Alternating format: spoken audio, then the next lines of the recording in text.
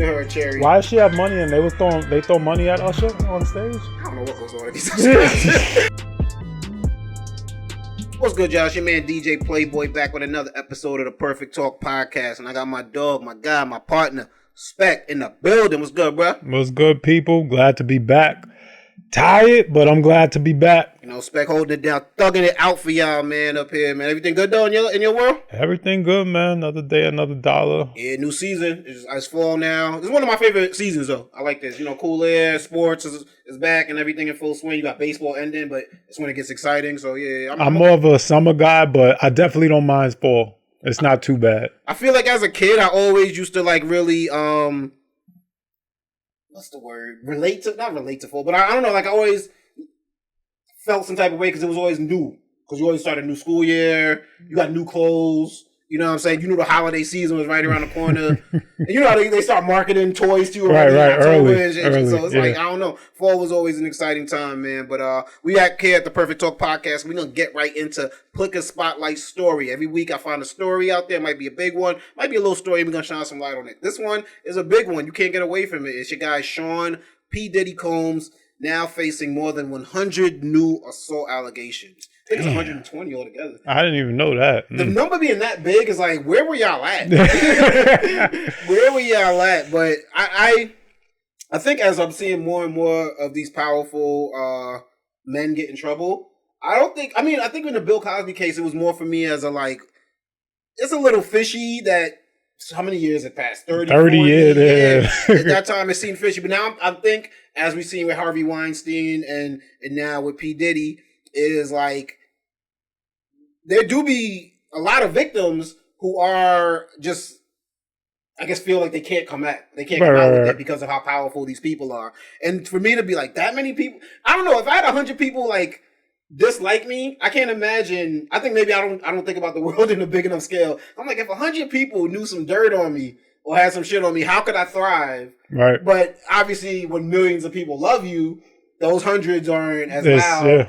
And they feel probably super alone because everyone likes you so much. But then also the question is, while you may have that dirt on him, what does he have on you? And how can he hurt you, right? Yeah, because we do hear this, like, I think even before this, we kind of had a feeling about Diddy, that he was a powerful person who could be vengeful if you pushed him to that point. And I think he didn't, like, obviously with making the band, and what was it, like, just various things you saw of him, obviously when they parodied him on Chappelle's Show and stuff. He kind of portrayed that image like, yo, if you don't do this. And I mean, you've heard certain stories, of him kind of being violent, but that's behind the scenes.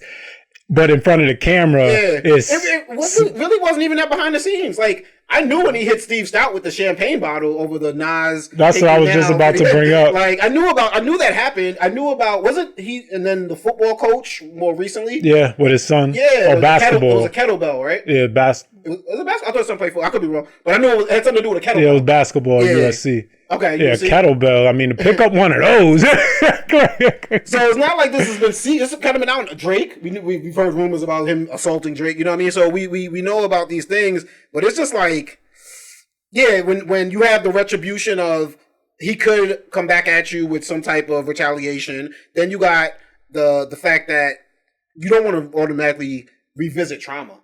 You know what I mean? Like, I haven't been through that type of trauma, but I can imagine some people block stuff out. Right. And I don't want to think about it. Yeah. It's behind me. It's over. Maybe you have to take substances to escape it. You know what I mean? So you kind of, if you can get to a point in your life where that's not what you're thinking about on a daily basis, I can easily see where you're like, it's better. It's forgotten about. Yeah, as opposed to trying to pursue it and then getting shut down, getting embarrassed, getting all this. So until you see something happens with somebody else, then it triggers you again. Then it's like, now I'm in a different space in my life. Yeah. Now, there's other people. Now I feel confident and comfortable. I was going to say that's the big thing. When there's other people doing it, I think that's a huge confidence builder. Mm-hmm. But this one seemed weird in the case. It seemed very, what do they call him? Ambulance chaser.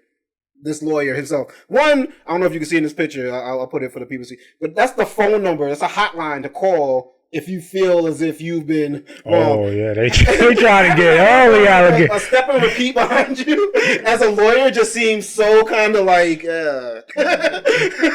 They're trying to build up this case. Yeah, well, according to Tony Bubsy, who is the Houston, I'll say Texas-based, but I did hear it was from Houston, Texas-based lawyer who has come out with this allegations. He said thousands of people actually came out, and they vetted it down to 120 cases so far.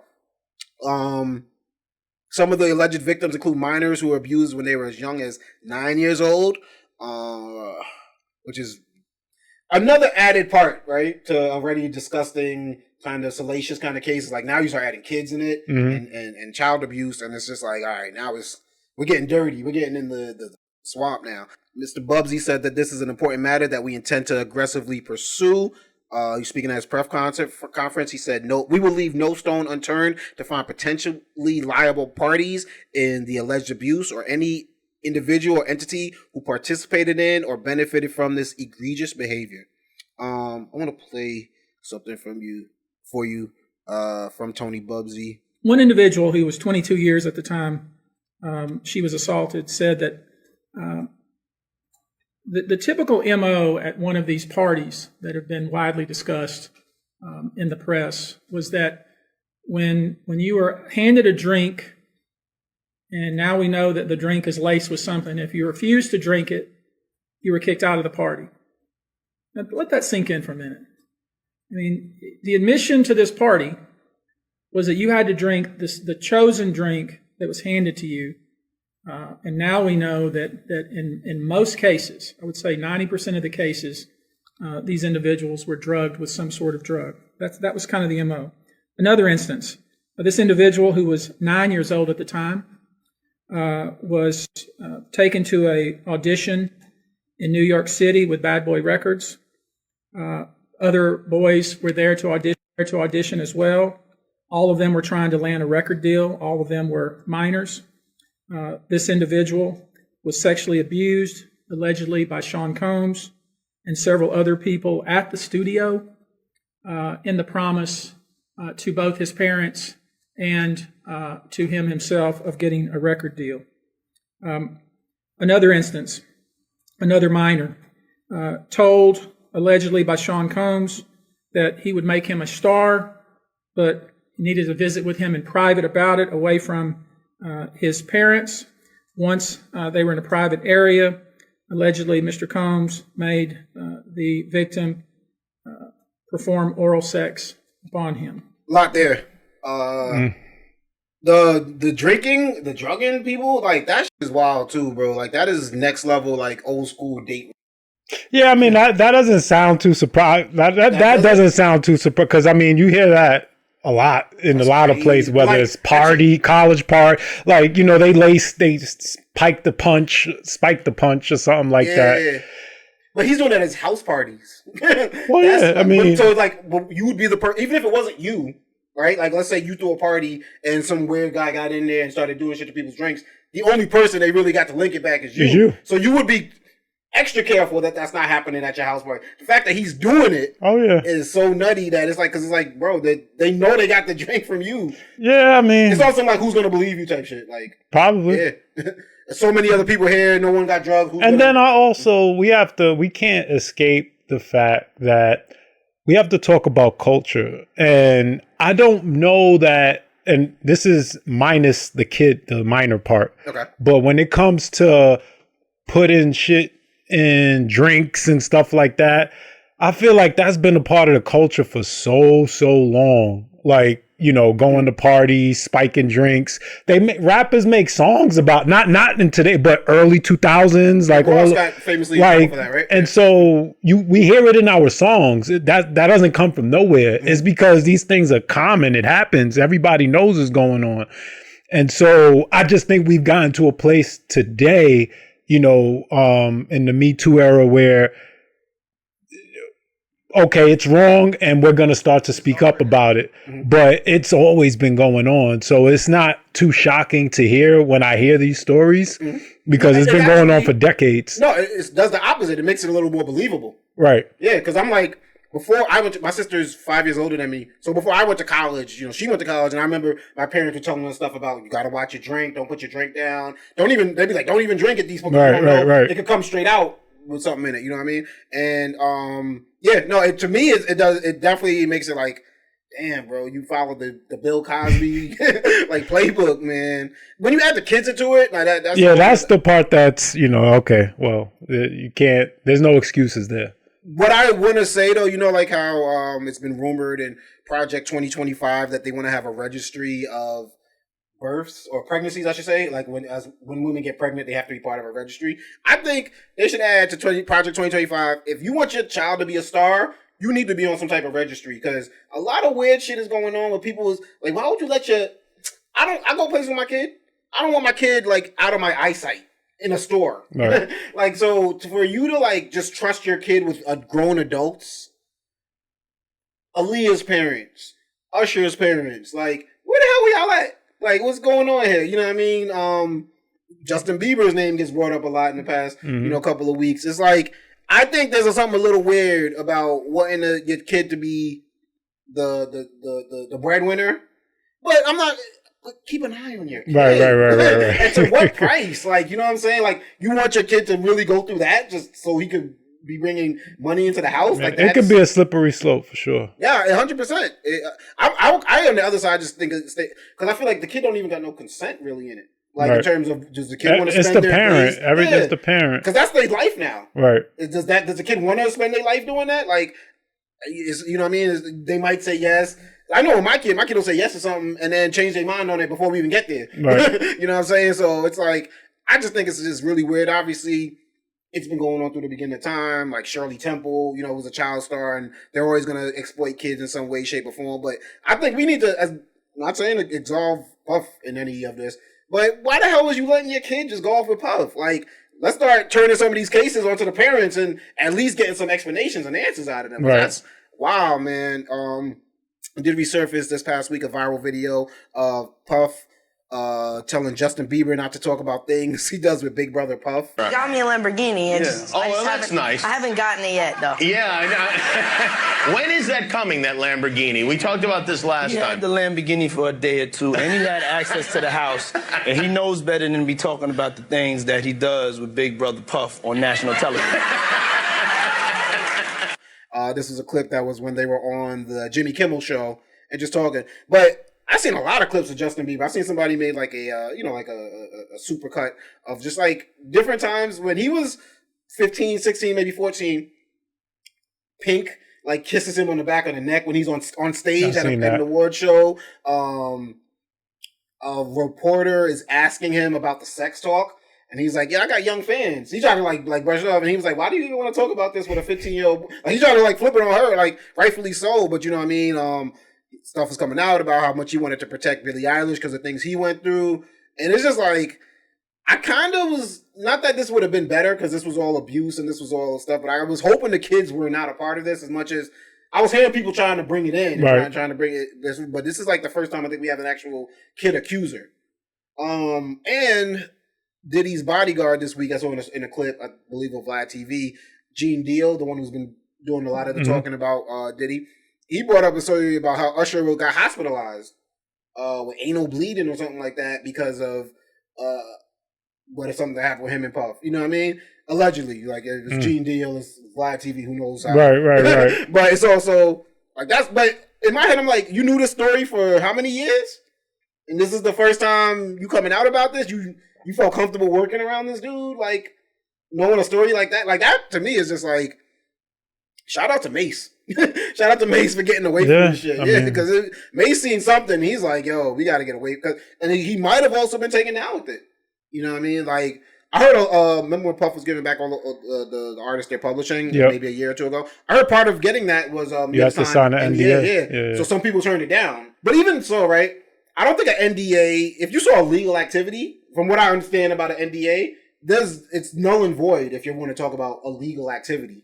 You can't talk about personal, let's say Puff wants you to work on something. And right. Like but IP, if you're breaking the law, it's breaking the law. But if you saw a crime, that NDA is null and void if you saw the crime at the time span of which you signed that NDA. So if these people necessarily seem, or maybe they just want to talk and don't want to be gagged or potentially sued. But if they did in fact see illegal things, like I believe in the case of Dawn Richardson, the member of Dirty Money, and Danity Kane, she said she saw Cassie getting abused. That's a crime. Like, you allowed to talk about that, you know what I mean? But even so, a lot of them was just like, "No, I'm not signing on." Yeah. I think a lot of people took it and was just like, "I'll get my publishing out. I'll just stay out of this. You know, Right. this doesn't have anything to do with me." Which I don't knock them for. You know what I mean? Like, that's their money. That's their stuff. And who knew? It would have been very hard at that time to predict that a year and a half later we'd be here with Puff, man. But Right. it's not looking great, man. There's like I said, this case has 120 allegations, 120 accusers, 60 men, 60 women, which is weird that it equally stopped like that. But then there's another allegation this week that the feds have a tape that was given to them from a sex worker, a male sex worker that they had. So it's not looking great for Puff, man. I don't think we got a chance to talk about it, man. But how do you feel about him not getting out on bail? Yeah, I mean, you did the crime, you got to, or alleged crime, you got to do the time. I mean, if he got out on bail, I mean, would he flee? Maybe.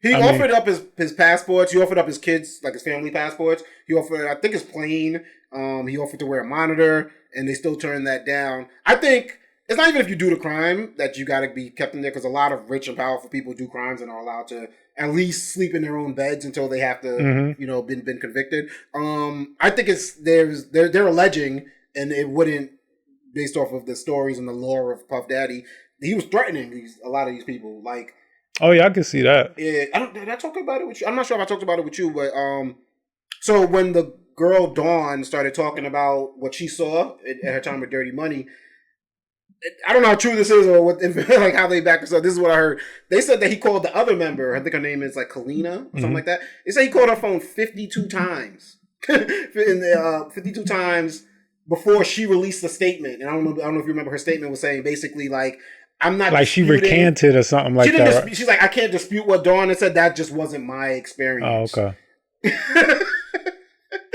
Which is like, you called her 52 times and then it stopped after she put that statement out. You a wild boy. Yeah. You a wild boy, bro. Like, I don't think there's too many people trying to defend anything that Puff has did, but like, that shows me, that one, you're not smart because all that stuff is trackable, but two, it's like, you might get desperate and do something crazy. So I could see why they felt like he was a flight risk or yeah, I mean, certainly the threatening of witnesses, that's very, very, very, there's potential for that. So, you know, I mean, hey, listen, I don't feel sorry for him. So, you know, it sucks, but you know, it sucks to see it happen to a black man, someone that we didn't look up to him as like a role model, but definitely as someone in the community that we saw break financial barriers, do a lot of things. It is a little disappointing to see. I heard. I don't know how true this was. I heard he was bunking with the FTX guys. I don't know. I think even if it was true, I think once it got out, I think they would have to separate them, because wouldn't that be like he can still threaten people through Sam Friedman, because, you know what I mean, if people know that's who he stays with, can't they communicate through Sam Friedman or have Sam Friedman? I mean, but he's not in isolation, so that can be the case with anybody he's with. So, but we don't know who that person is. But I think by us knowing who that person is, it's kind of like a little dangerous. It might be potentially dangerous. So you have to think about it. Like, wherever he's being held, it's a special place for special people, and so they're protective custody. You mean? Yeah, but it's not. I don't think it's regular protective custody. You know, celebrity protective custody. So whoever he's going to be with is going to be. Now, we may not know them, but they probably will still be somebody influential of power of some sort. So.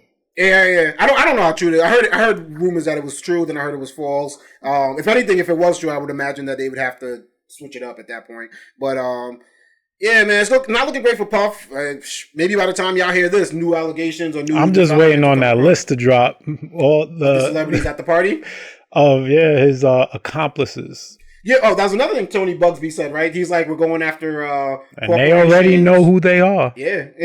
We've had a lot of CEOs step down in the last couple of months. I heard that. Usher took down his Twitter. Pink took down her Twitter. There was I think Tony Bugsby said too, is like, He's not. He's like, we're not just talking about the people who are complicit and allowed this thing to go on. We're talking about the people that like egged it on and literally like allowed it to happen. And I mean, I don't know how you go after those people, but we'll see. Yeah. Because I mean, seeing something and not saying that's not necessarily a crime. So, you know, maybe they just plan on shaming them.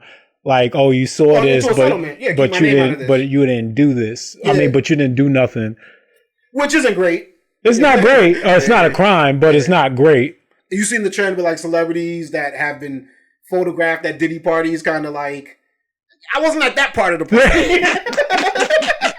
I just went to the front gate. Just say hi. Amount of time. which I don't think is fair either. I think it was the party to be at. It was a thing to do. It's a status symbol. I don't like that light that this. If you went to any Diddy party, that you're somehow like you're part of a freak off, right? Yeah. Where I know all the parties was not like that, and there may have been like a second party after the party that ended up being like that. Yeah. But the main events were not like that most of the time. Yeah, I don't think those are photograph parties. Right. Like Meek Mill's homeboy or ex-homeboy or whatever came out and was like, he was out there at LA or Miami, I'm not sure which one, but basically Puff was throwing parties and they got to go to one, a day party of some sort. But it was like, there's a night party and he's like, nah, y'all ain't go. we gonna go to the day party. But that don't mean that was something salacious or free. It just might be like might have been a little more VIP, whereas I know what I mean. Honestly, I think here's something to the effect of like, when Puff invites you to a party, like you're not bringing plus ones. Like females can bring plus ones, but he's not like telling a dude because he doesn't want you to bring your crew. Right. Yeah. So it's like if you're a female, like you could probably get in with a plus one, but he's not. He doesn't want Meek Mill's Philly homeboys. Right. No. Yeah. So it's just like I could get that, but obviously that story could be spun in a way to make it seem like why you ain't want people to be at that type of party. You know what I'm saying? But a year or two ago, we'd been like, I want you at the party because it was the exclusive one. It was the fly one. So it's a slippery slope. Puff has not helped himself with the image that he's put out there for himself. It makes it really believable that some of this stuff happened. But I am a firm believer in your innocence or proven guilty. So y'all got to prove what this man did. That this stuff wasn't consensual. That this stuff, you know what I mean? Right. I don't believe that so there's a couple of things. I mean, the whole drugging thing with the drinks. That's to me is very believable. You gotta prove it though. How do you prove it? No, yeah, I mean you gotta prove it for sure. The only thing I will say that I don't like for sure is just the minor stuff. Everything outside of the minor is just like whatever. I mean, this is normal shit if you just want to be honest. Yeah. Like, you know, whether, you know, there will always be powerful men. There will always, you know, people will feel the need maybe not to talk up because of somebody's power. Like these dynamics will always exist. Now I don't condone drugging drinks and nothing like that, but it happens. It will continue to happen. It's a danger. People know about going to the party. Right. You have to be responsible. Like, you know, you should not be drinking drinks that you did not pour for, or you didn't see being poured or whatever. Like, so, you know, there needs to be onus on multiple sides, not just. That same danger exists in a nightclub. Exactly. Yeah, and no one's shutting down nightclubs. No, it's a slippery slope with Puff, man. Even the trafficking stuff seems kind of like third party crime. It's like, you know, they'd be like, oh, if you buy Kush, you're supporting terrorism. Right. Remember that was a thing like during the early 2000s? Yeah. And it's like... That sounds crazy, though. You think about it. Yes. Because of where it comes from. Yes, but we're not supporting terrorism. You know what I'm saying? And that kind of feels like what the trafficking thing is like. Yes, they are workers. Right. But you're making it seem like they went out of their will. They probably got compensated. And they did get compensated, right? So it's like, yes, he's participating in an illegal activity that exists. Oh, but everywhere honestly, in our country, like it's only. Let's take it on another level. If you fly a girl out, that's for that purpose. That's trafficking. Even though no one said that was what's going to happen, right? She can turn it around and make it seem like you brought her across state lines for that reason. Right. Like, I mean, people do it all the time, every day. It's a slippery slope. I don't like that. If he did crimes, let's prove crimes. That let's not just none of this nonsense crap. Baby oil. And like, he's a freaky ass. There's nothing wrong with that. We know this. You know what I'm saying? And it's like there's a Wendy Williams version of it, like aha, we knew that this was going on, but then there's a criminal activity. Let's prove the criminal. activity. Let's stick to the criminal Because facts. the salacious stuff is fun and it's exciting, it's content. But if you want to keep a man in there, deny his bail, right, and all that, then you better prove some crimes that right. happened. You know what I mean? And we'll see what things coming as the story develops. What it do, y'all? It's your man DJ Playboy. Just interrupting real quick, man. I really appreciate you watching this episode of the Perfect Talk Podcast. But if you're watching on YouTube, please hit that subscribe button. You got to run them numbers up so I can keep running it up. Also, if you're listening to the audio version on the podcast, make sure you leave a review. Let them know how much you love the podcast, and subscribe to the thing. And if you really, really want to support the team, go to www.perfecttalkpodcast.com. Get yourself a t-shirt, get yourself a sticker. You can even get yourself a mug, man. The possibilities are endless and the prices are low. Holla at us, baby. Let's get it. Man, but when we got my guy Spec in the building, we like to do something here called respect or speculation, or better known as put some respect on my name. Let's do it. My name come up, respect. Yeah, let's go. Stop playing with my name. That's when Spec will let us know if he's got respect or speculation just for a story that we got going on, man. And this week, Melania Trump is dropping a memoir. The timing of it is so perfect. October 8th is the release date. It was that like less than a month before the election, right? Yeah. One of the main takeaways, and I'm assuming they went through this book with a fine-tooth comb, and really the only thing that I hear people talking about is the fact that the former first lady does not agree with former President Trump on abortion. She believes that women, should have autonomy over deciding their preference for children, based on their own convictions, free from any intervention or pressure from the government. The quote was, "Why should anyone other than the woman herself have the power to determine what she does with her own body? A woman's fundamental right of individual liberty to her own life grants her the authority to terminate her pregnancy if she wishes." Which is a stark contrast to, obviously, GOP Republican views. Now Donald Trump, spoke out about this. I actually liked how he responded to it. When asked about it, he said, "We spoke about it, and I said, you have to write what you believe. I'm not going to tell you what to do. You have to write what you believe." He told this to Fox News's Bill Malone on Thursday. "She's very beloved. People love our former first lady. I can tell you that. But I said you have to stick with your heart. I've said that to everybody. You have to go with your heart." Now, I don't believe that was a conversation they had. But I think that's how he responds. Right, to that's how he spins it. And that's probably the best way that he can respond to that. But respect or speculation, man, how do you feel about marriages, right, that may fall on different sides of the aisle? So, like, this, I had thought about this question because of a Reddit I read, and I was trying to pull it up, but I think the person removed their account, so I can't pull it back up. But if I remember carefully, the Reddit went to the effect of a woman had looked at her husband's Facebook page. I guess she never really followed him on Facebook like that. And she's the breadwinner in the house. He's not. She supports him. I don't think he worked at all, actually. I think he was in between jobs, and she was at that moment in time going the breadwinner in the household. She had gone on his Facebook page and found that his views were very conservative. He actually was very in support of women being stay-at-home moms. Which is like so weird because he wasn't living that. Right, but if you look at his posts, he was definitely like strong about that. She felt very blindsided by this. She thought he actually was more liberal when they had met. It led to them getting divorced.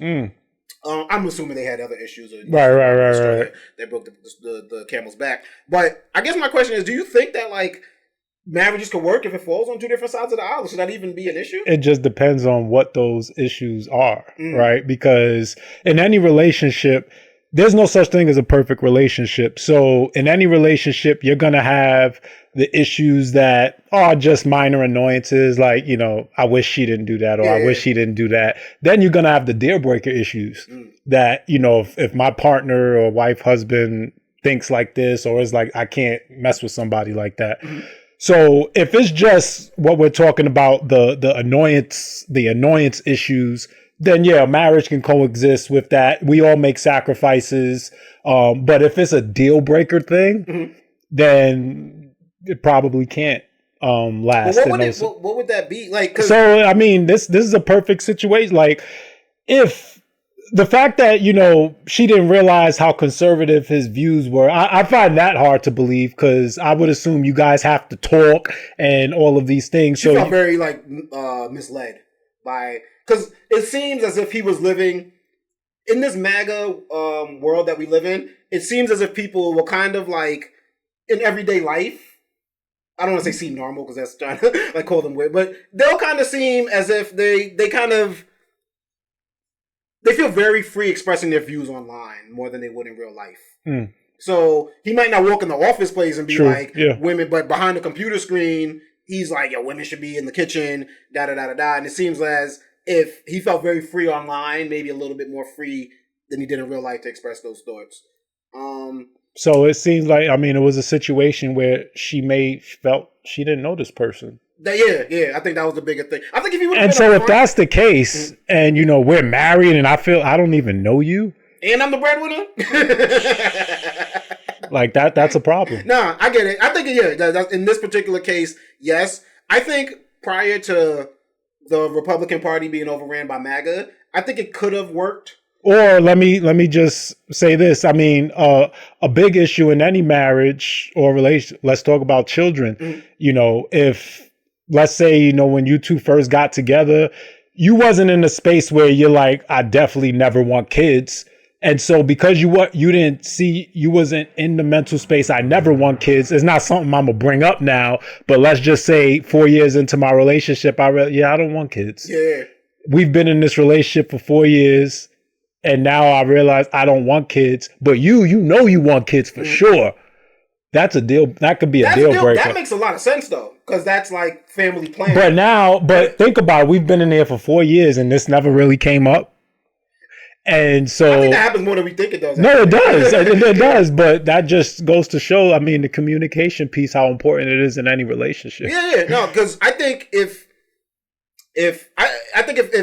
that husband in this scenario that we're bringing up was open about it and gave her the right to choose whether she wanted to be there with the person that had these views, she'd have no hill to stand on. But the fact that she felt deceived, I can give her a little bit of, because for me, most political issues are kind of hypothetical, right? So like, right, because a lot of times they haven't happened, and we're talking about.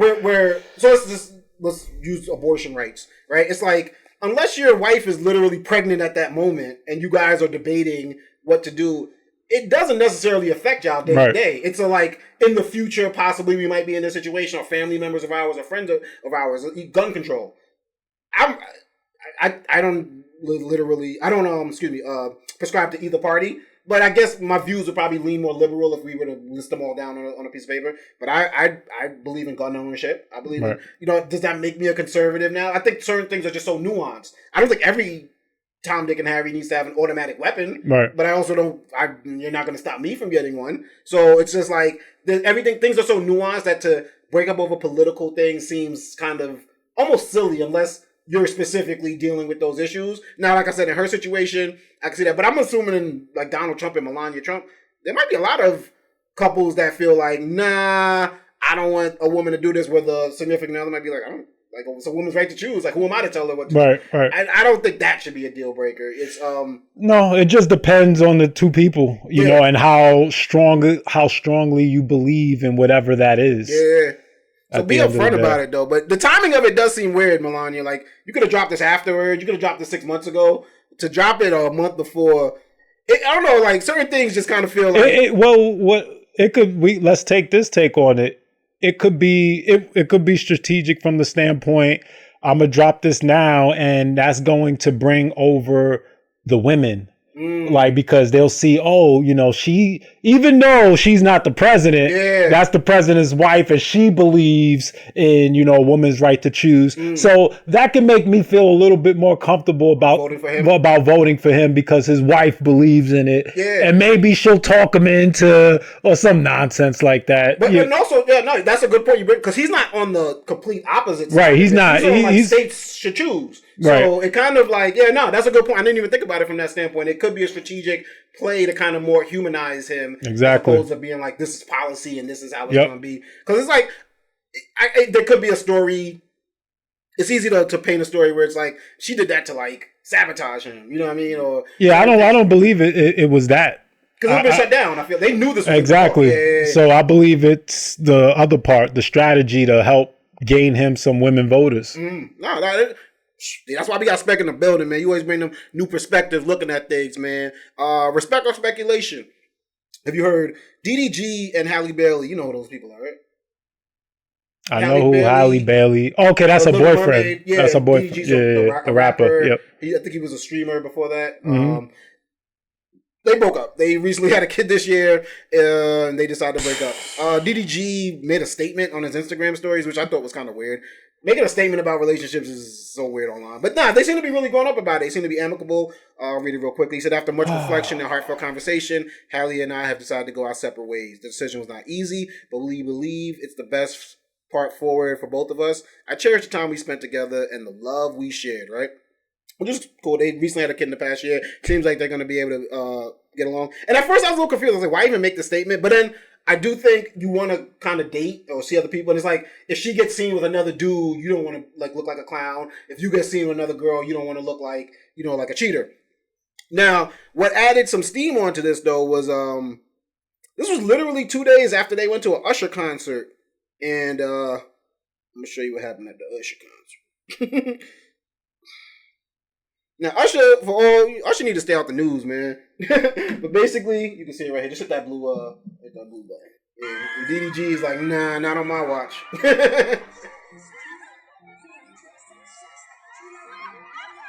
Which would have been a little wild, feeding her a cherry. Why does she have money and they throw money at Usher on stage? I don't know what goes on at these Usher. But I've heard a lot of wild stuff, man. But basically, that happened, and maybe a day or two after, then DDG drops that statement.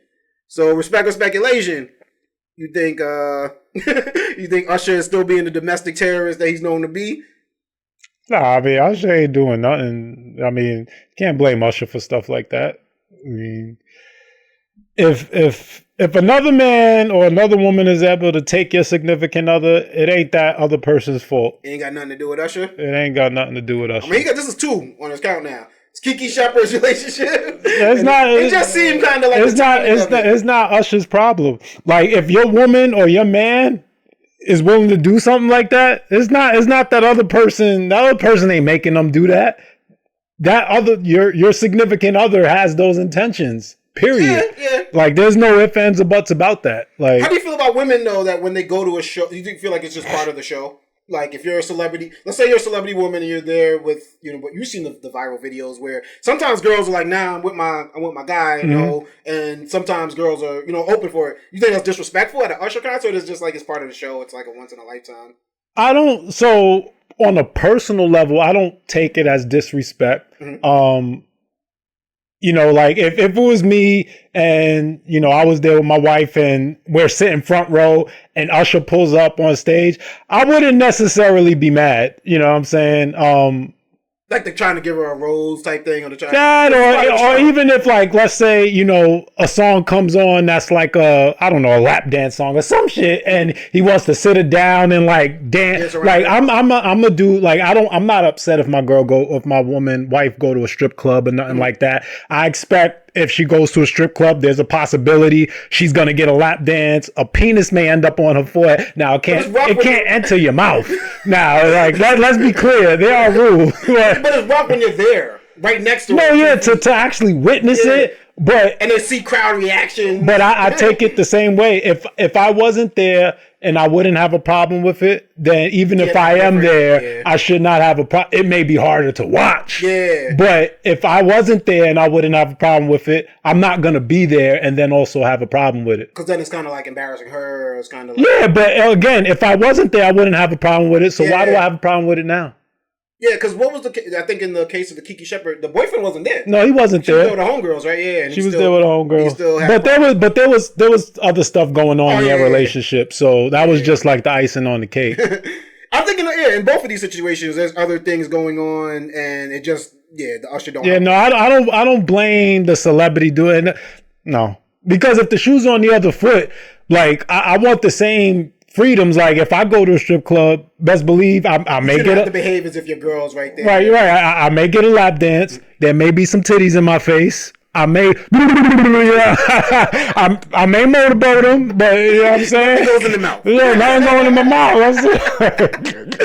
Yo, moving on right now. On to our favorite part of the show. It's called Have You heard. I hear headlines in the news, and I bring in a Perfect Talk podcast to see if my guy Spec has heard. Spec, have you heard? You got a chance to check out the vice president debate this week at all or not? I watched some of it. I seen highlights from it, man. One of the big things the takeaway that I've seen from it was how respectful it was.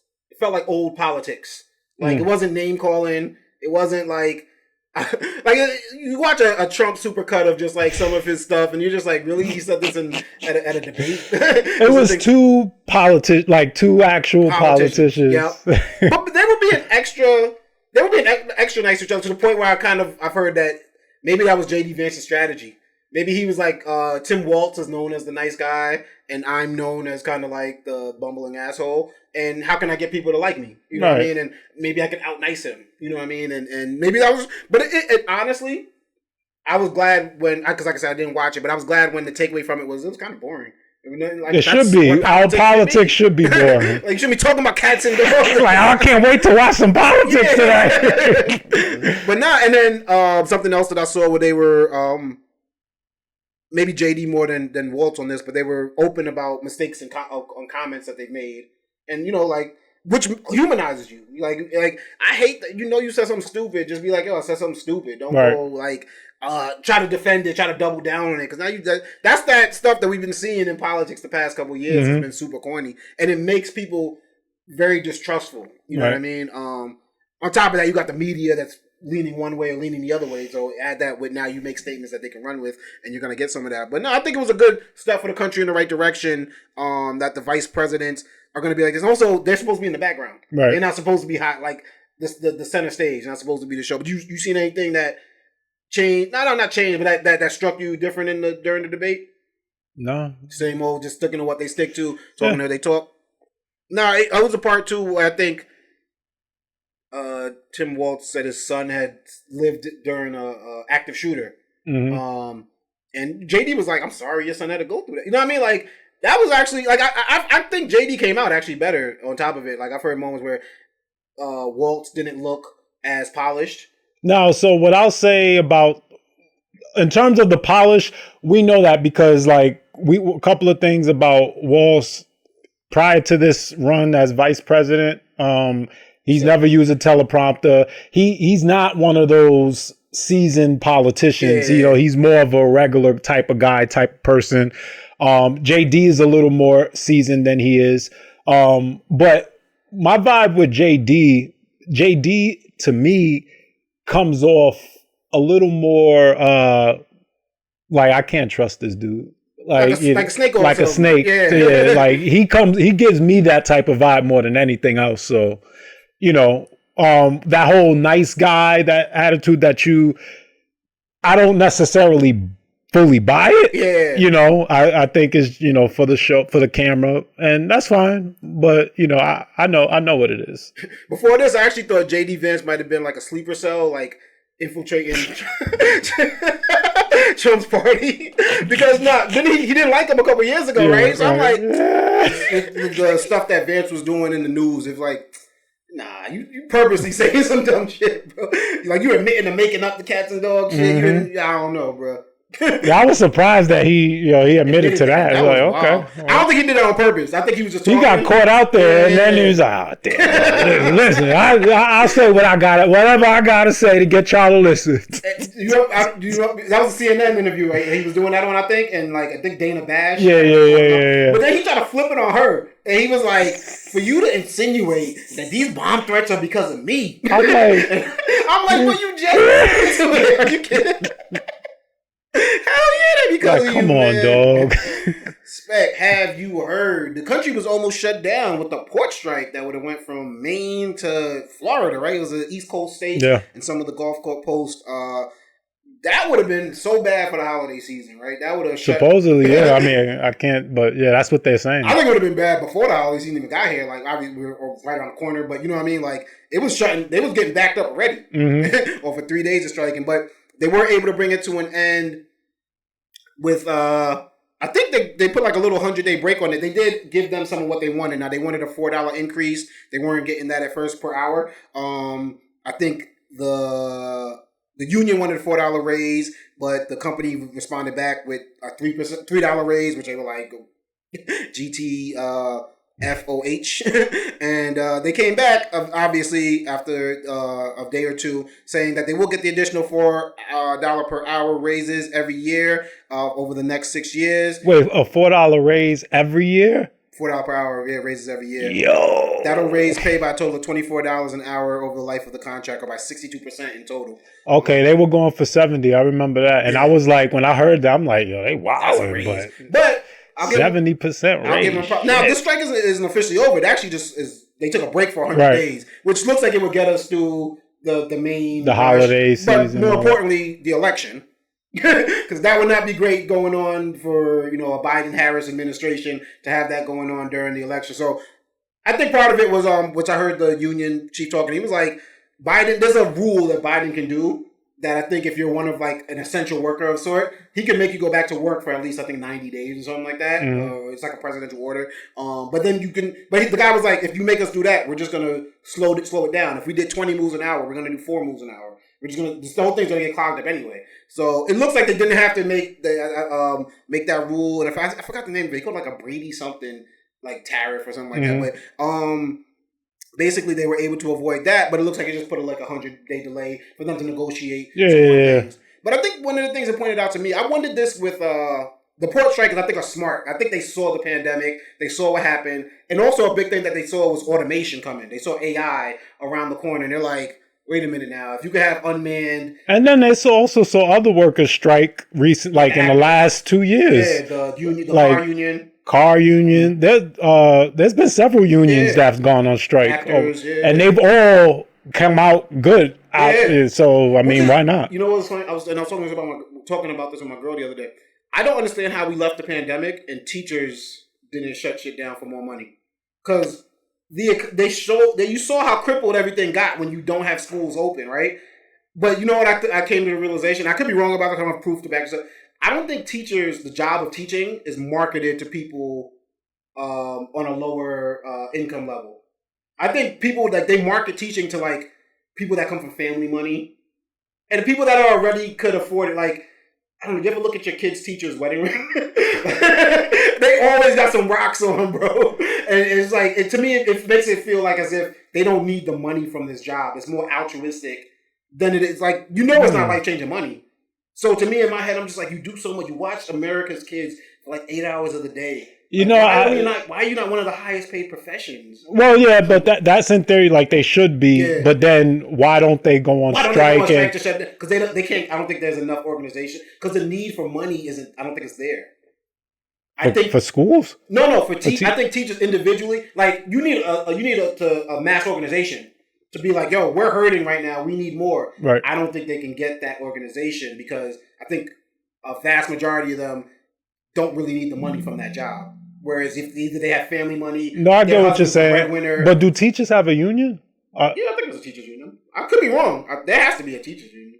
Because the nurses have a union. Everybody else have a union. Yeah, but everybody doesn't have a union. So could it be that type of job that's not allowed to have unionized? Let me look this up. Is there a teachers union? Because now that you bring it, I've never really thought of, or could it be, they just love the kids so much they don't want to go on strike? But also, I think there may be a little bit of everything, because I'm not going to say there's no poor teachers, because then that would be a lie.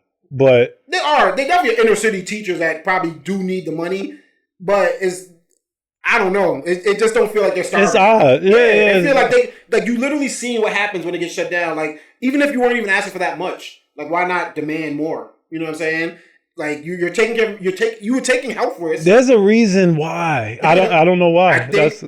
I have one of my ex-girlfriends was trying to do a teaching program in college, right? And she didn't get in, and it actually probably worked out better for because they don't get that much money. So financially, I don't think she didn't come from family money, so it probably worked out better. But I think if you were someone that you knew you had a trust fund, you knew you had certain things, it's go do a job that you're actually passionate about, or you feel like you're making a difference, as opposed to something else just to make money because your husband does that, your dad did that. You know what I mean? You guys are set. But I don't have the proof to back this up. I just looked it up. They said there are two organizations. Hold on.